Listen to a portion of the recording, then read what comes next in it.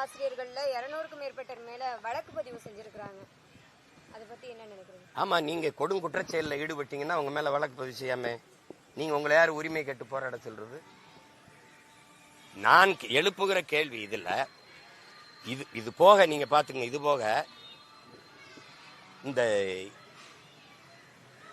அவர்களுக்கு தங்கச்சி கேக்குறாங்க பாருங்க, நீங்க வழக்கு பதிவு செய்யறது இதெல்லாம் என்ன மாதிரி கொடுமைன்னு பாருங்க. இப்போ இந்த நீங்க சொன்ன வாக்குறுதியை நிறைவேற்றுங்கள், எங்களுக்கு பணி நிரந்தரம் செய்யுங்கள் கேட்கிற உரிமை அவர்களுக்கு இருக்குதா இல்லையா?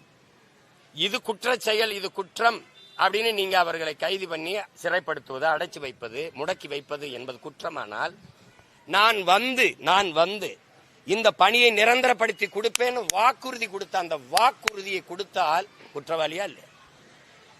அவர் மேல என்ன நடவடிக்கை எடுக்கிறது? இந்த நாட்டின் தலைவர் தான் இந்த வாக்குறுதியை கொடுத்திருக்கிறார். அவர் மேல இந்த சட்டம் என்ன நடவடிக்கை எடுக்கும்? நீங்க கொடுத்த வாக்குறுதியை நிறைவேற்ற சொல்லிதான் அவங்க கோரிக்கை, அந்த கோரிக்கை அதுதான். அப்ப முதல் குற்றவாளி யாரு?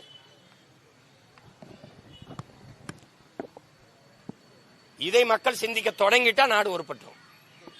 ஆசிரிய வீதிக்கு வந்துட்டான், விவசாயி வீதிக்கு வந்துட்டான், மீன் பிடிக்கிற மீனே வந்துட்டான், மாணவன் படிக்கிற மாணவன் வந்துட்டான்.